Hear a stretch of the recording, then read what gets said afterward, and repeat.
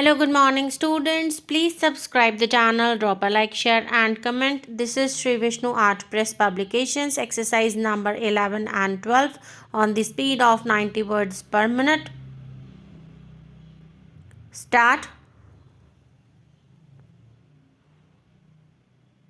Learned counsel for the appellant has raised the plea of promissory estoppel before us and has contended that the government, having itself assured the appellant and his other colleagues that they would be promoted as lecturers and having itself taken steps to prepare the seniority list of demonstrators working in various government medical colleges, was bound by its promise and, therefore, ought to have issued the necessary notification that the posts of lecturers in the Department of Pharmacy would be filled up to promotion to demonstrators. Since this was not done, the High Court should itself have commanded the government to issue such a notification so that the promise which was made to the appellant was fulfilled.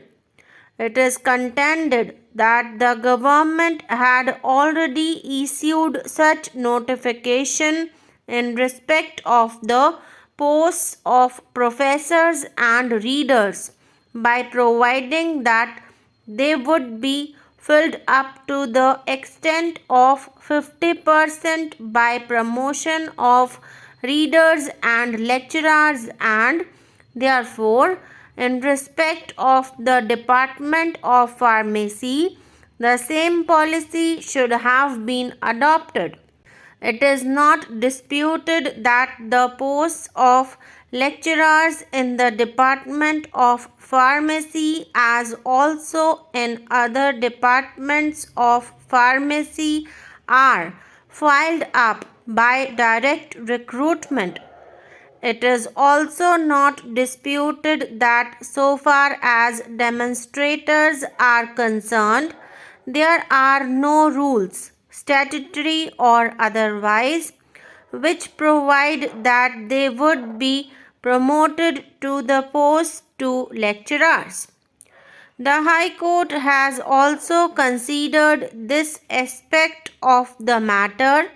and has recorded a finding that medical education in government medical colleges is a three-tier system consisting of the posts of professors, readers, and lecturers. While these posts were earlier filled up by direct recruitment by the two government notifications issued in the year 1977, it was provided that the posts of professors and readers would be filled up to the extent of 50% by promotion of readers and lecturers, and the remaining 50%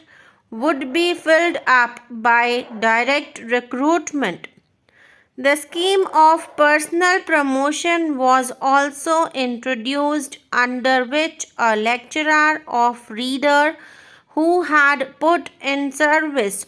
for a specified period was to be automatically promoted to next higher grade available to the readers or professors, as the case may be. No such provision was made for the promotion of demonstrators, nor was any scheme of personal promotion made applicable to them. The High Court has also found it as a fact that the respondents or any of them had not given any assurance to the appellant or other demonstrators that they would be promoted to the post of lecturers. In view of these findings, which are findings of fact, we need not enter into the factual dispute once again. Assuming that any such assurance was given to the appellant either by the state government or by the director that the appellant or any of his colleagues would be promoted as lecturers, let us examine whether the rule of promissory estoppel could be invoked in the particular circumstances of the case. It is necessary to notice at this stage that in an original suit of this nature, it was not appropriate for the additional district judge to pass an order directing the parties to maintain status quo without indicating what was the status quo. If he was satisfied that the appellant before him had made out a prima facie case for ad interim ex parte injunction, it was for him to have passed such an order of injunction.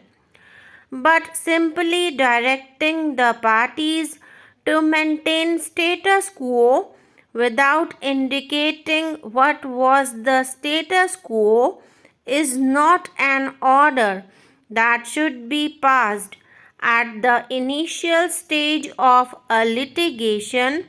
especially when one court had found no reason to grant an ex parte order of injunction and the appellate court was dealing with only the limited question whether ad interim order of injunction should or should not have been granted by the trial court, since the appeal was only against the refusal of ad interim ex parte order of injunction, and the main application for injunction pending suit was still pending before the trial court itself. Therefore, we are prima facie of the view that the additional district judge ought not to have passed an equivocal order like the one passed in the circumstances of the case. But of course, that aspect has relevance only to the extent that before ordering an interim mandatory injunction or refusing it, the court has first to consider whether the plaintiff has proved that he was in possession on the date of suit and on the date of the order, and he had been dispossessed.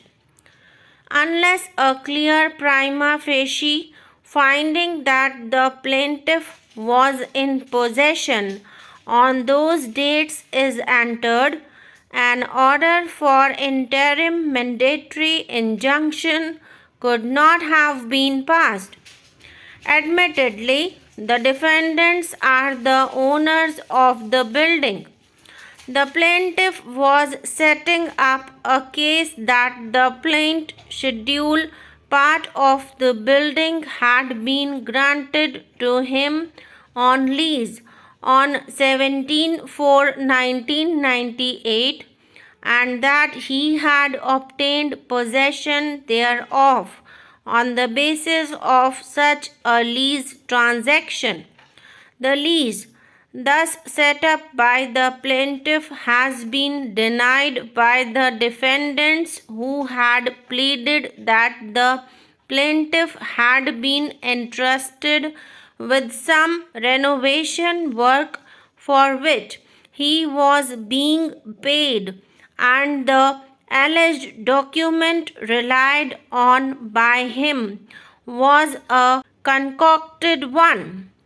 The grant of mandatory injunction would necessarily depend upon the plaintiff establishing